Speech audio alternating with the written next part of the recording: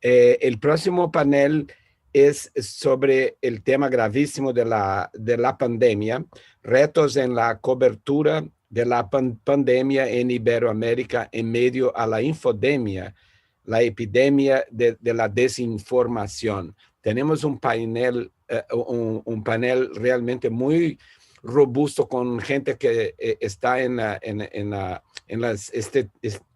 el front line de la cobertura de ese tema en diferentes países de la península ibérica y de América Latina. Así que llamo a Belén, que va a moderar, y a los otros panelistas que pueden abrir sus cámaras y que cada uno hable cinco minutos, porque ya estamos 15 minutos retrasados con el programa. Muchas gracias y adelante, Belén. ¿Qué tal? Me da mucho gusto saludarlos y bienvenidos, por supuesto, a esta charla que deseamos sobre todo que sea del interés de quienes nos siguen a partir de este momento. Así que bueno, pues presentar muy brevemente a los panelistas. Nos acompaña Federico Cuxo, periodista científico argentino, André Biernat de BBC Brasil, Ana Tudela de España, cofundadora de Datadista, Catarina Carballo, cofundadora de A Messenger, y bueno, espero haberlo pronunciado bien. Como el tiempo es muy breve, daríamos paso entonces a que cada uno de ellos nos compartiera precisamente la experiencia que ha vivido en medio de esta pandemia de COVID-19 con otra pandemia, como bien lo dice el título de esta conferencia, que se ha definido como la infodemia. Iniciamos contigo, Federico, qué gusto saludarte y escucharte. Adelante, por favor. Hola a todos, gracias Belén por la presentación y gracias al Centro Knight por la invitación. Córtame apágame el micrófono cuando termine los 5 minutos, no tengo problema, porque por este tema podemos hablar durante horas. Pero básicamente quería resumir en 6 puntos los retos personales y lo que yo he visto también en mis colegas de América Latina e internacionales con lo que respecta a la cobertura y el marco de la desinformación. El primero, quizás son obvios, ¿no? Pero la vorágine informativa, ¿no? O sea, nunca en otro momento tantos investigadores se han centrado para atacar el mismo tema, ¿no? La COVID y el desarrollo de vacunas. Esto ha llevado también a una hiperproducción científica en el cual los periodistas en general tenemos que cubrir. Entonces, por ejemplo, estaba pensando cómo también el año pasado fue también el gran año de las preprint, las preimpresiones, porque quizás muchos periodistas que no sean de ciencia no conocían el mundo científico, cómo funcionaba y tuvieron que sumergirse en este cambio. También la importancia de las retractaciones, que son parte del campo científico. Y también la importancia de comunicarle al público, a las audiencias, cómo es el proceso de hacer ciencia. Lo que un momento un científico puede decir, quizá la evidencia dentro de unos meses cambia. Otro punto también importante fue la emergencia y la visibilidad de lo que se pueden conocer como científicos rebeldes. Por ejemplo, pienso en Didier Raoult, el científico francés que se hizo famoso por la hidroxicloroquina, ¿no? Y el desafío de los periodistas de tocar temas basados en evidencia y no en opiniones individuales de ciertos científicos. Me parece que ese es un gran problema que periodistas no especializados en ciencia han tenido, que la importancia es la actividad científica, la comunidad científica, y no tanto lo que un experto en particular diga.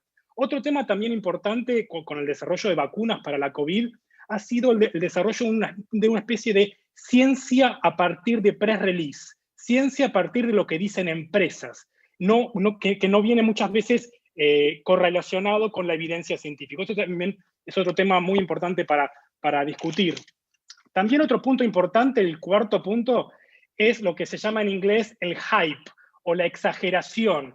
Todos los periodistas queremos dar buenas noticias que ayuden a que esta pandemia se termine de una vez rápido. Sin embargo, también hay que tener cuidado con no magnificar un resultado, magnificar una investigación. No sé, pienso, por ejemplo, en varios como el plasma convaleciente, en la Argentina el suero hiperinmune, el remdesivir, distintos productos científicos tecnológicos que han salido como la gran solución. El punto 5 es lo que yo considero la mala praxis periodística, sobre todo de muchos comunicadores que quizá nunca cubrieron temas de ciencia, que aprovecharon la pandemia para operar periodísticamente. Esto se ve mucho en la Argentina, como cierto sector oposición del gobierno utiliza cualquier elemento para desinformar a la población, periodistas que no saben distinguir entre un virus y una bacteria, por ejemplo, comunicadoras que frente a la cámara de televisión se tomaron una botella de un producto malo para la salud, o que invitan a antivacunas y le dan voz a los antivacunas. Eso es otro, también se ha visto. Y para terminar, perdón que estoy en velocidad rápida, pero luego podemos hablar más del tema, me parece que uno no puede hablar de periodismo de calidad sin tener en cuenta la condición económica del periodismo. Sobre todo hoy en el Día Internacional de los Trabajadores, felicitaciones a todos los trabajadores, que no sé, por ejemplo, yo soy periodista independiente, soy periodista freelance, y muchas veces es muy complicado trabajar con calidad si uno tiene 5 o 6 trabajos al mismo tiempo. Entonces, en el campo del periodismo, en las anteriores sesiones se habla mucho de innovación, de tecnología, de machine learning, pero poco se habla de lo mal pagos que están los periodistas en América Latina. Entonces, esta situación económica repercute muchas veces en cómo se reporta sobre un asunto. Y ahí me callo. Muchas gracias, Federico. Pues casi con el tiempo, te quedó un minutito, pero lo podemos aprovechar, como bien lo has dicho, para el final de la conversación. Vamos ahora con André Bernat de BBC Brasil. Adelante, André Bernat, te escuchamos. Hola, Belén. Boa tarde a todo el mundo que está nos Buenas tardes, Belén. Buenas tardes a todos los que nos acompañan. Agradezco la invitación también. Es un honor poder contribuir a esta conversación. Como dijo Federico, uno podría hablar sobre esto horas, días, pero para acortar un poco y pensando un poco cuál era la perspectiva al inicio de la pandemia y ahora con lo que ha cambiado, también con una perspectiva individual y mi propia experiencia personal. La infodemia creo que también puede ser un poco simbólico, pero fue una preocupación muy grande para la Organización Mundial de la Salud, que ya hablaba sobre la infodemia mucho antes de que se declarara la pandemia. Si uno ve las comunicaciones de la OMS, la primera vez que se abordó el tema de la infodemia fue el 2 de febrero del 2020. Y según el informe, no se hablaba de SARS-CoV-2, tenía nCoV, tenía otro nombre. Tenemos ya, antes de que el nombre del virus hubiera sido adoptado, ya se hablaba de el 11 de marzo, antes de esa fecha, con el órgano de salud, de protección de salud más grande del mundo. Pero a partir del 2 de febrero y durante las semanas fueron varias las declaraciones de preocupación, no solo de la OMS, pero de otras agencias internacionales y nacionales sobre el tema. Creo que eso es simbólico, pero muy simbólico, y es importante para entender el momento en el que vivimos. Esa fue la experiencia al comienzo de la pandemia. Ahora, yo lo que quería aportar de mi propia cosecha individual, esta semana Brasil finalmente llegó a haber 400.000 muertos, el mayor número de muertos por COVID en el mundo de un país. Tuve la oportunidad de hablar con Annalena de Lemos, la directora general de Médicos Sin Fronteras en Brasil. Ella es angolana, nació allí y tiene mucha experiencia en trabajar en otros países antes de venir a Brasil en crisis de salud. Y ella se remitió mucho a esta preocupación inicial de la OMS. Y desde el comienzo, el trabajo y desde la fundación de 1971 de Médicos Sin Fronteras, obviamente fundado por médicos, pero también fundado por periodistas. Y que desde el comienzo, Médicos Sin Fronteras y otras instituciones ven el periodismo y la comunicación como factores muy importantes para afrontar estas crisis para la humanidad. Eso me pareció muy marcante. Ella me dio una frase: si las personas no reciben la comunicación y no entienden la importancia de las medidas necesarias en el momento para contener la crisis, es imposible hacerle frente. Y creo que es especialmente ese el factor que en Brasil y en otros países también va a ser necesario para combatir esta pandemia. Cuando vemos la situación en Brasil, los mensajes fueron muy contradictorias, muy conflictivas. Hubo manifestaciones de oficiales que hablaban en contra de o cuestionándose la necesidad de usar barbijos o mascarillas, del distanciamiento social, y propagando noticias falsas sobre cómo luchar contra la pandemia. Este intercambio de información y el conflicto entre la información científica y lo que dice la coordinación oficial de lucha contra la pandemia también fue parte de lo que confundió ese mensaje y lo que ya fue mencionado también del por qué estamos hoy en día, como dijo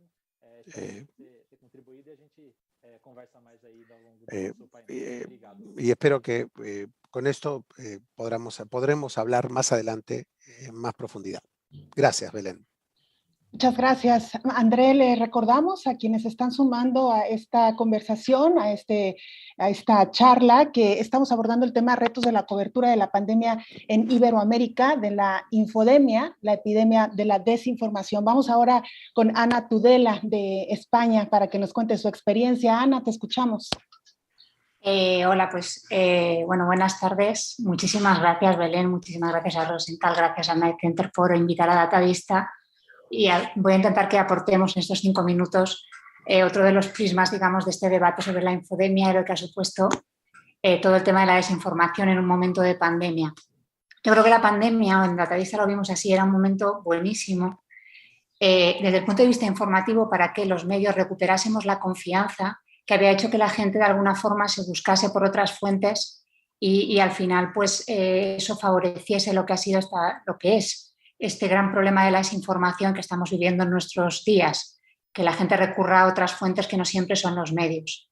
Yo me voy a apoyar en un vídeo simplemente para deciros qué es lo que nos encontramos en Datavista, qué es el trabajo que hacemos para que veáis cómo lo tuvimos que traducir en el momento en que llega la COVID a nuestros días y a nuestra profesión.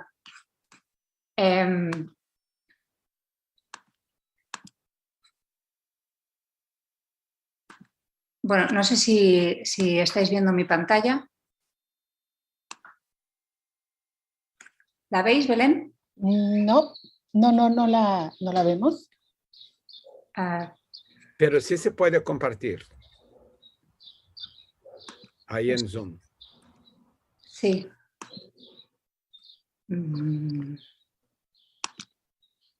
Bueno, si no lo explico directamente. Básicamente nosotros lo que hacíamos era, bueno, no me lo permite, o sea que lo que voy a hacer es directamente, bueno, no sé si me seguís viendo a mí, porque ahora mismo me ha dejado... Sí, te seguimos viendo a ti en pantalla, Ana. Vale, perfecto. Bueno, podéis ver nuestro trabajo en nuestra web. Bueno, nosotros estamos acostumbrados a trabajar, es nuestra especialidad, con grandes bases de datos y lo que hacemos es... somos especialistas y fue así nuestro claim desde el nacimiento en periodismo de datos, investigación y nuevas narrativas. Nuestro claim era para salir del ruido. Lo que hacemos es, utilizando las técnicas de periodismo de datos, estructurar grandes bases de datos, analizarlas y con eso que sea la fuente primaria de información, después buscar, digamos, los protagonistas que están detrás de esos datos para contar las historias de lo que cuentan, de los patrones que hemos encontrado en ese análisis. Nosotros esto lo hemos utilizado tanto para explicar casos de corrupción, os iba a enseñar bueno, un ejemplo, ¿no? que tenía detrás un análisis de 74.000 líneas de Excel para ver en qué se había gastado el dinero, toda la cúpula de una caja de ahorros de una entidad financiera, de unas tarjetas que tenían opacas al fisco. O hemos podido hacer un análisis de lo que cuesta cada escaño en votos durante toda lo que ha sido la democracia en España para saber, dependiendo de qué provincia, cuánto ha costado conseguir cada escaño, puesto que aquí nos regimos por la ley DON. Entonces, estamos muy acostumbrados a hacer este tipo de análisis de grandes bases de datos. ¿Qué ocurre? Y es de lo que yo quería centrarme en estos 5 minutos para tratar de aportar en este debate sobre lo que es la infodemia. Cuando llega la pandemia a nuestras vidas, lo que nos encontramos son dos cosas. Por un lado, hay una avalancha aparente de información por parte de las administraciones públicas. Nosotros estamos acostumbrados tanto a buscar las bases de datos, que no necesariamente son públicas, como a trabajar con datos abiertos o conseguirlos a través de peticiones de información pública. Cuando llega la pandemia, lo que pasa es que hay una aparente avalancha de información en forma de ruedas de prensa diarias, de informes diarios con datos y, por supuesto, de publicaciones en el Boletín Oficial del Estado de normativa que digamos, muchas veces incluso se pisan unas y otros, pero que el ciudadano de a pie es incapaz de analizar y asimilar, y que tiene un montón de normas con sus multas incluidas de lo que hay que hacer, lo que no, lo que está permitido en cada momento. Bueno, nosotros lo que hicimos primero, es analizar toda esta información de los boletines oficiales y difundirla en el momento que entraba en vigor en redes, pero además, que era una de las cosas que os quería enseñar, digamos, intentar, que es lo que nosotros dedicamos gran parte de nuestro tiempo, a hacerla amable. Creamos una ciudad en 3D para mostrar en vídeo, digamos, a qué comercios podías ir, qué horario podías utilizar, hasta dónde podías ir, por ejemplo, cuando se empezaron a permitir paseos, todo este tipo de normas que nos cayeron encima para que fueran más fáciles, con fichas, con vídeos, para que fuera más sencillo. En la parte de los datos, lo que nos encontramos desde el primer momento es que la Administración, el Gobierno español, facilitó los datos diarios sobre la COVID en PDF.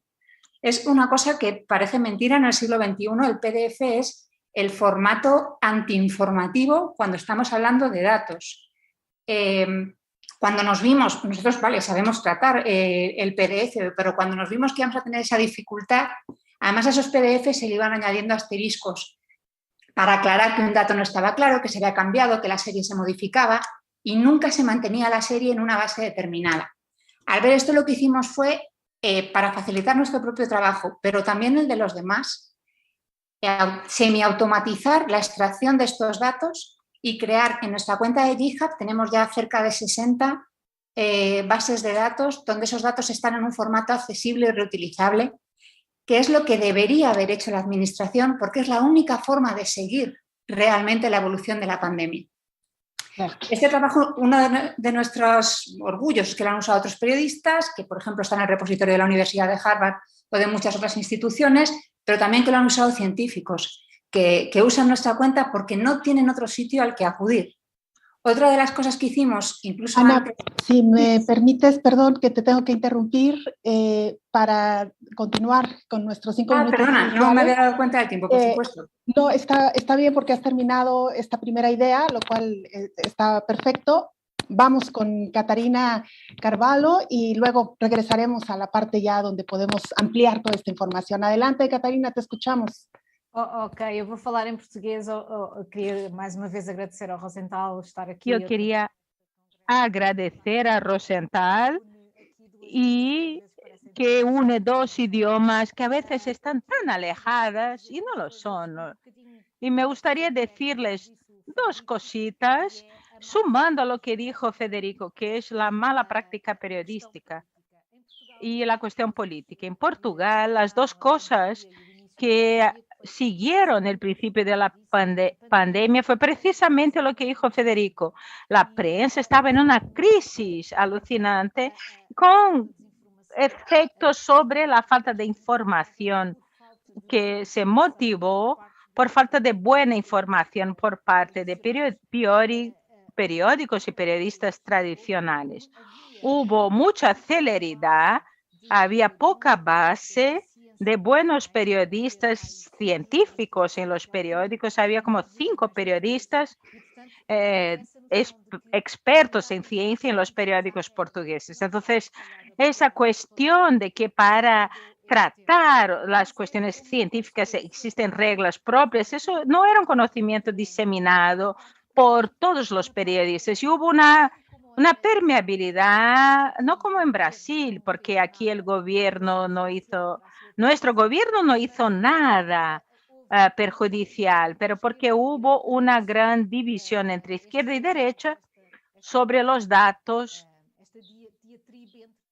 sobre la cuestión entre la economía y la salud. Los periódicos fueron premiados por la información, por las opiniones y también por el modo como eso trajo buenos principios o trajo ventajas a las noticias. Al final de cuentas, eso no tuvo muchos efectos y les voy a explicar el por qué. Porque en el Portugal, 90% de las personas quiere la vacuna, quiere vacunarse. Porque, bueno, eso es lo que queremos. El efecto en estas personas de la falta de información, que es la información más débil, no tuvo el efecto que podía haber tenido, porque la gente quiere vacunas y no se han contaminado de la infodemia. Eso significa que hemos hecho algo bien o que las autoridades portuguesas han logrado transmitir las informaciones correctas a la población. Como en España también hubo en Portugal un intento. No sé si el hecho de que la directora general de salud sea una mujer y la ministra de salud, pero creo que ellas tuvieron mucha solidaridad con la población y hubo conferencias de prensa todos los días y la información fue rigurosamente transmitida, incluso con excepción del principio de la tercera ola, cuando la salud se quedó en segundo plano y entonces fuimos para el final demasiado precoz de la cuarentena y fue cuando surgieron la gran ola de muerte en Portugal. No había sido tan grave en otros puntos de Europa, pero ahí esa permeabilidad a la versión de que la gente tenía que ir a la calle venció y eso generó la tercera ola que vino antes a Portugal que al resto de Europa. Pero excepto eso, yo diría que el balance general, estamos en una situación bastante tranquila, las tiendas, los comercios han reabierto hoy y creo que estos datos de 9 entre cada 10 personas quiere vacunarse, yo creo que eso dice mucho. O sea, la infodemia no venció aquí. Muchas gracias, Catarina, por esta primera introducción. Y bueno, pues además de moderar este valioso panel por la calidad de los invitados, el motivo de estar hoy aquí también es contarles un poco sobre la experiencia que tuvimos con un programa especial que se creó apenas a los 2 días de haber llegado el primer caso de COVID-19 a México. Y me refiero al programa Coronavirus, que nació primero como Coronavirus, la epidemia, y que luego cambió a Coronavirus, la pandemia, cuando fue así declarada por la Organización Mundial de la Salud. Este programa lo nació en un canal universitario, una televisora pública, el canal 44 de la Universidad de Guadalajara, la segunda universidad más grande de México, que cuenta con su propio canal de televisión. Fue sin duda una gran idea de parte de los directivos porque en ese momento todavía no se sabía la magnitud de lo que llegaríamos con esta pandemia. Yo en lo particular, en lo personal, soy conductora de informativos en este canal 44 de la Universidad de Guadalajara y recuerdo muy bien que el sábado posterior al día que se anunció la llegada de COVID-19 a México, me habló uno de los directivos y me dijo, Belén, vamos a iniciar un programa especial sobre COVID-19 y queremos que tú lo conduzcas. Será apenas un programa especial de 2 semanas, era para lo que se tenía previsto, no más de 2 semanas, este programa especial en el que hablaríamos de la enfermedad y en el que pues trataríamos de entender qué estaba sucediendo con esta pandemia en el mundo. Lo que les quiero decir es que no solamente el programa ha cumplido ya 1 año, el pasado mes de marzo, seguimos con el programa y es probable que continuemos, no sabemos todavía por cuánto tiempo.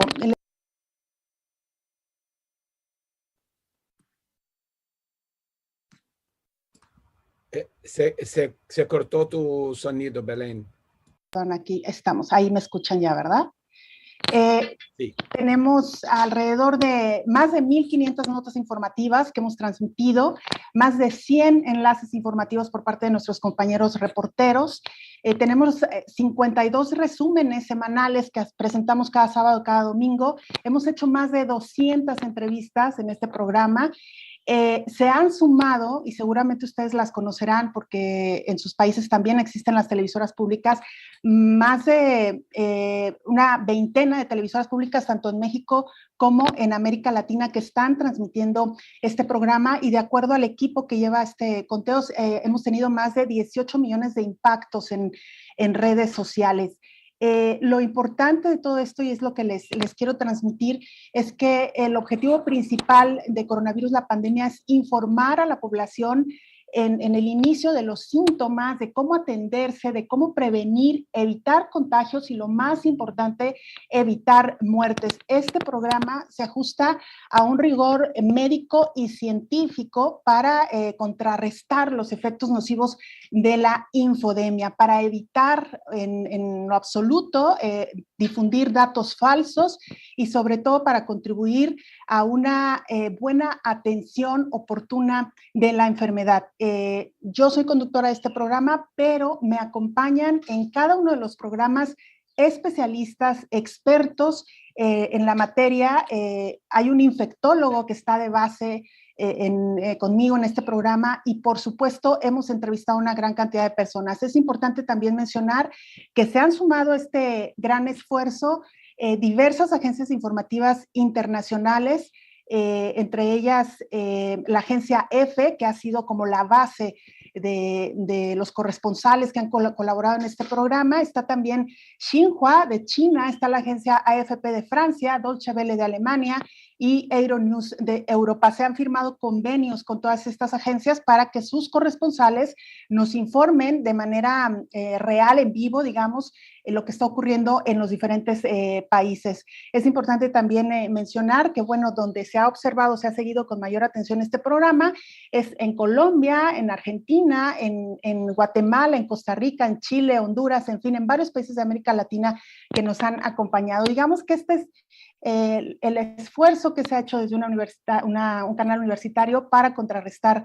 la infodemia. Y con ello, pues yo quisiera abrir nuestra segunda parte de esta charla para pues que ustedes nos o terminen sus ideas, las que dejaron pendientes, o abonen algo que quieran decir. Federico, reiniciamos contigo. No, quizás es algo que dijo Catarina, que comentó. A mí una de las cosas que me sorprende cómo hay en este momento del siglo XXI, más allá de la pandemia, pero también principalmente con la pandemia, cómo hay medios que no cuentan con periodistas especializados en ciencia y salud. O sea, no hay día donde no ocurra algo en términos científicos, no sé, desde un mini helicóptero en Marte a cambio climático. Todos los días hay un evento relacionado con la ciencia. Esto no quiere decir que otros periodistas no puedan tratar de este tema, porque la pandemia es un tema que es multidimensional, ¿no? Se lo puede analizar desde lo político, económico, social. Pero me parece que en nuestro campo las palabras importan. O sea, para los periodistas las palabras son como los ladrillos para los arquitectos o para los ingenieros, ¿no?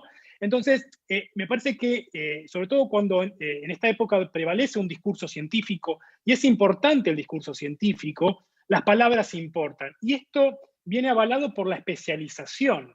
Entonces, y ya para darle la palabra a otro, me parece también que acá hay un tema, uno de los temas en cuestión en el periodismo científico es que el periodismo científico, el trabajo no es aplaudir a los científicos, no es ser relacionistas públicos de los científicos. Entonces, el gran debate interno que tenemos los periodistas de ciencia, en verdad los periodistas en general, es, si bien uno quiere comunicar correctamente la ciencia, no aplaudir cualquier cosa que diga un científico, porque la ciencia, en verdad, es una actividad colectiva que se maneja no tanto a partir de lo que dice una persona, sino a partir de un sistema de regulación avalado por la publicación en publicaciones científicas o por la revisión de pares. Por eso, como recién mencionaba a Didier Raoult, cuando sale algún investigador que quiere cámara o que tiene algún interés detrás o que tiene una agenda política, económica o la que sea, siempre hay que tener en cuenta qué dice la comunidad, dónde publicó lo que dice este científico, ¿no? Y no darle voz a cualquier persona que dice tener una cura. Sim. Posso dizer uma coisa sobre esse assunto, Federico? Interessantíssimo o que aconteceu em Portugal. A seguir Una cosa, es interesantísimo lo que ocurrió en Portugal. Después, cuando empezó la pandemia, hubo una carrera a los científicos portugueses, a los científicos, y muchos de ellos entraron en política. Hay un científico que sale todos los días en la tele que ahora es el jefe de campaña del Partido Social Demócrata en Lisboa, para darles un pequeño detalle. O sea, es importante, es muy importante que, viéndolo del lado de fuera, nosotros empezamos a tratar a los científicos como dioses, y fue increíble y fue también contraproductivo.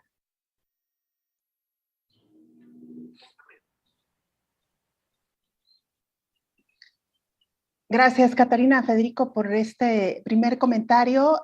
Ana Tudela, no sé si quieras concluir con la idea que había quedado pendiente. André Bernat, también, si tuvieras algo que aportar. Ana, vamos contigo.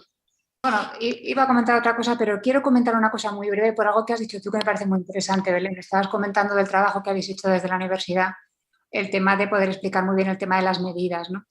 Y hay una cosa que nosotros hemos visto, lo importante que ha sido, por ejemplo, hacerlo con este seguimiento que hemos hecho de los datos, es que las medidas las conocemos ya desde hace tiempo, ¿no? Y hay una cosa que, según han ido sucediéndose las diferentes olas, desde luego en España, se ha provocado la conocida fatiga pandémica, que al final, bueno, pues la gente estaba muy cansada, empezaba a tener efectos en la salud mental importantes. ¿Qué ocurría? Que cuando aquí se han estado dando... cuando tú no das los datos correctamente, por ejemplo, de fallecidos en su momento adecuado, porque no tienes la serie, porque no haces el seguimiento, porque no sabes hacerlo, el problema es que no eres capaz de transmitir a la sociedad que realmente las medidas funcionan. O sea, aquí hay una cosa muy clara, que es nosotros haciendo este análisis sobre el número de fallecidos y colocándolo en su verdadera fecha, porque ha habido muchos retrasos que han hecho que los fallecidos parecía que estaban en un momento que no era el real. Nosotros, como teníamos la serie y las íbamos limpiando, podíamos decirlo. Vimos cómo en enero se nos fue a números de fallecidos que tenían que ver con la primera ola, cuando todavía nos pilló totalmente la pandemia con el pie cambiado y sin conocer cómo enfrentarnos a ella. Eso fue por una decisión política que se llamó salvar la Navidad aquí en España. Y ese salvar la Navidad hizo que se abrieran las medidas y que se provocase otra vez una avalancha de casos que, en el momento en que sabemos cómo va, que van los contagios, después las hospitalizaciones crecen, después las UCIs, finalmente los fallecidos. En enero, después de todo ese decalaje, se nos provocó un número de fallecidos de 11.000 muertos, que ya comparaba con primera ola. Después, por supuesto, en Semana Santa se decidió restringir todo porque habían visto que había ocurrido esto. Si no colocas los fallecidos en el momento adecuado, no le puedes explicar a la población: mirad lo que pasa cuando se abre, mirad lo que pasa cuando se restringe. Tengamos cabeza. Entonces, ese tipo de informaciones quería enlazarlo con lo que tú hablabas de las medidas y por qué para nosotros el periodismo de datos ha sido muy importante para combatir quien quería decir que las medidas no servían para nada, por ejemplo. Claro, y me parece que Federico lo ha dicho también puntualmente, el papel de los medios de comunicación en medio de esta pandemia más que nunca ha resultado vital, porque uno de nuestros compromisos y una de nuestras responsabilidades es precisamente contrastar, no quedarnos con las versiones oficiales, con los números oficiales, y tratar precisamente de explicar esto que tú nos has dicho, Ana, que, por ejemplo, en el caso de México, es verdad también que hay un desfase en las cifras que se van presentando día a día, y esto, bueno, se ha explicado porque los programas que se han utilizado para el llenado de la numeralia, pues tienen un desfase en cada una de las entidades que está registrando el número de casos y el número de muertes, y entonces esto nos hace ir siempre, digamos, un poco atrás. Pero es muy importante que los medios expliquemos esto a la población para no confiarnos y para tratar de entender realmente la dimensión de esta pandemia. Algo similar ocurrió, por ejemplo, con el uso de la mascarilla, que ya lo comentaba también, creo que Federico, mientras nuestros países, algunos de nuestros países insistían al principio de la pandemia que esto no era tan importante, los científicos, los médicos nos decían lo contrario, y esto precisamente era lo que tratábamos de explicar en un programa como el que tengo a mi cargo, que si bien las autoridades decían no es indispensable, había que utilizarlo porque la experiencia en otros países nos indicaba que por ahí debía de ser el camino. André, no sé si quisieras agregar algo más, por favor. Claro, eu queria só acrescentar duas coisas em relação ao que o Federico e a Catarina... Solo agregaría dos cosas a lo que dijo Federico y con lo que estoy totalmente de acuerdo por la experiencia que muchos vivimos en Brasil y que tuvieron que aprender, no necesariamente porque una persona es científico, puede hablar sobre todos estos asuntos. Aquí veíamos entrevistas con neurólogos, personas que eran especialistas, pero en otro asunto, siendo expertos en algo que no tenía nada que ver con la pandemia y con opiniones totalmente equivocadas. Y tuvimos que aprender esto sobre la marcha. Es un tema de virus, hay que hablar con el virólogo. Si es una cuestión de neurología, hablar con el neurólogo. También quería agregar sobre el desafío que enfrentamos en la prensa, el ejemplo clásico de los barbijos, de entender la necesidad de tener mascarillas más profesionales, pero también cómo podemos, el desafío es cómo producir contenido distinto que ayude a comunicar este mensaje. Y es un desafío casi diario de tomar estos mensajes, de hablar de cosas que son tan grandes que a veces perdemos la perspectiva y la necesidad, pero tenemos que buscarle distintos ángulos, distintas maneras de hacer que este contenido se pueda comunicar para nuestro público. Muy bien, gracias André.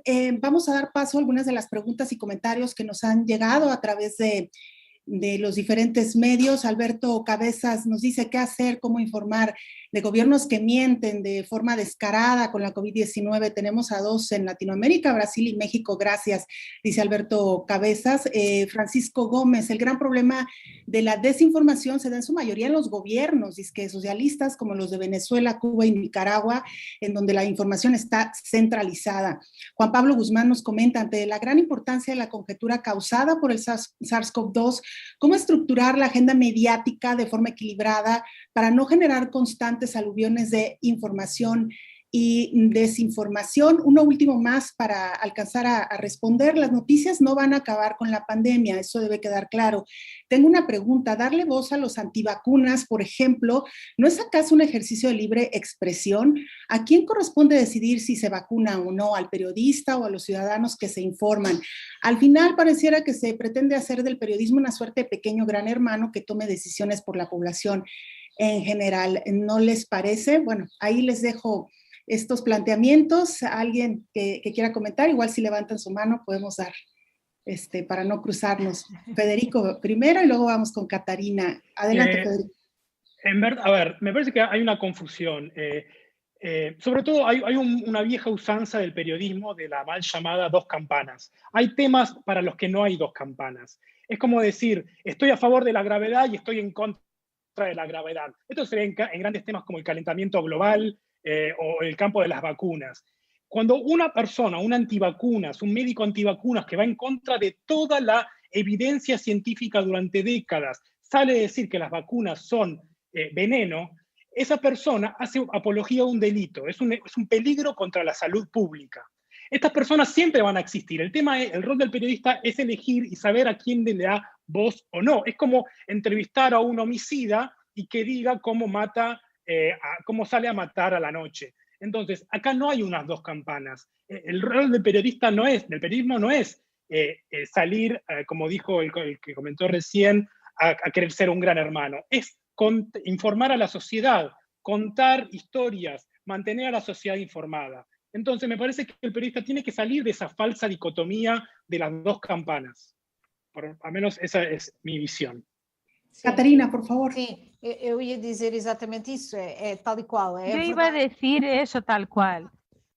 Existen hechos, no existen verdades absolutas, pero existen hechos. Y sobre las vacunas me gustaría decir algo. En la cuestión de las vacunas, los periodistas están peor preparados que en la cuestión científica, porque las vacunas son algo muy reciente y para nadie nunca miró las vacunas porque no había que evaluar la letra pequeña de las drogas, de los remedios. Entonces, lo que ocurrió en Portugal, las noticias que venían sobre las vacunas presentaban antes los riesgos que los beneficios. Y eso es criminal porque los beneficios son mucho más amplios.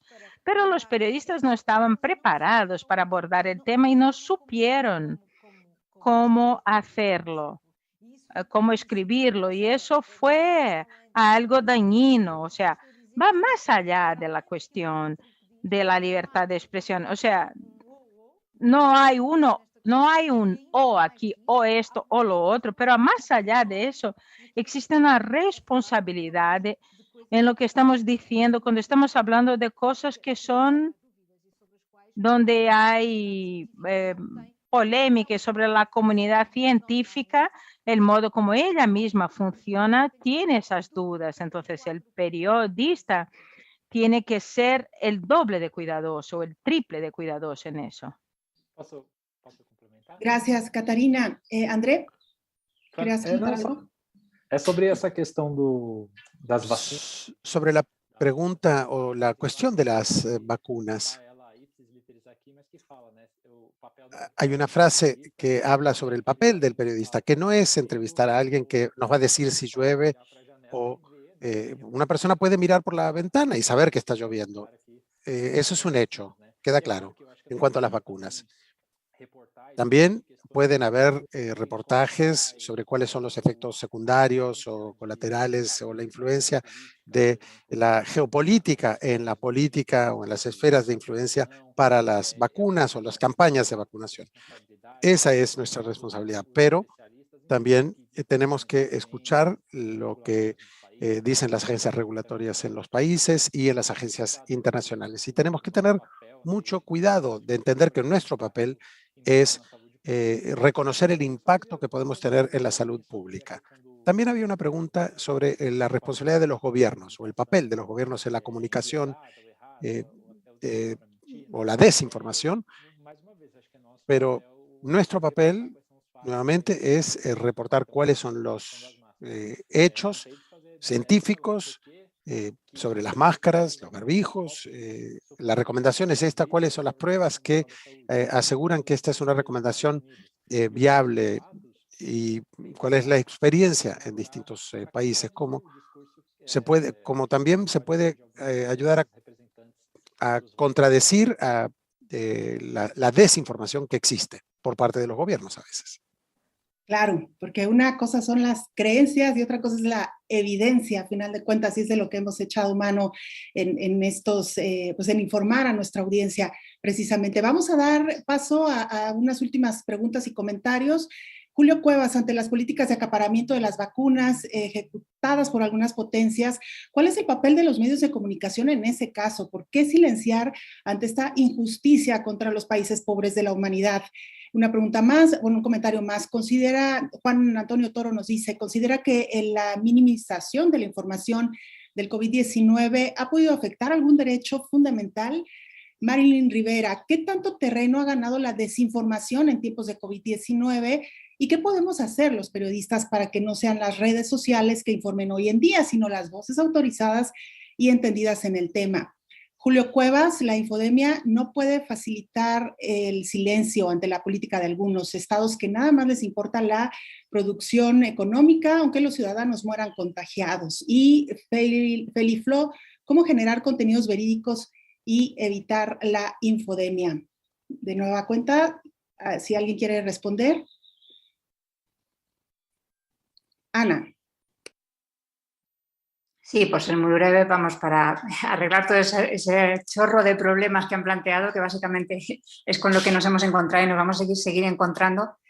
no a la falsa equidistancia. Me ha encantado lo que ha dicho Federico de las dos campanas, aquí lo llamamos la falsa equidistancia, que es, o sea, dar voz a quien dice lo contrario. Si la certeza te dice que la verdad es otra, no es ser plural, es estar dando voz a una cosa que no es cierta, y eso es una falsa equidistancia. Y luego exigir transparencia a los gobiernos, seguir esa lucha, por lo menos por nuestra parte. En el tema de las vacunas no ayuda nada que los contratos hayan permanecido secretos, por ejemplo, los contratos que se han firmado en la Comisión Europea, que se haya, lo habéis comentado ya, que se haya publicitado antes en una nota de prensa la eficacia de una vacuna de cara a que tuviera una repercusión en bolsa antes que conocer nada de cuáles habían sido los ensayos de esa vacuna. Entonces, nuestra labor, y también yo creo que eso puede hacer que genere confianza, es también ser críticos con la forma en la que se está ofreciendo la información y exigir cada vez más transparencia y una información que permita generar la confianza que necesitamos en los medios para que no prolifere el mensaje falso que va por otra vía. Entonces, bueno, básicamente esto es lo que quería aportar. Muchas gracias, Ana. Só dizer uma coisinha, Belén. Adelante. Quería decir una cosita. En Europa no se habla de vacunas para países en desarrollo. Es un tema que como si no existiera aquí. Interesante. Bueno, se nos terminó el tiempo, lamentablemente. Quiero agradecer a todos y cada uno de ustedes esta participación. Rosenthal, adelante, te dejo. Muchísimas gracias, Belén. Yo puse en Twitter, ese panel fue impresionante, fascinante. Yo creo que yo no podía imaginar mejor. Pena, Ana, que no pudiste mostrar, pero tu sitio, ya te dije, eso es muy lindo y todo el mundo debe ir a ver. Así que muchísimas gracias a ustedes.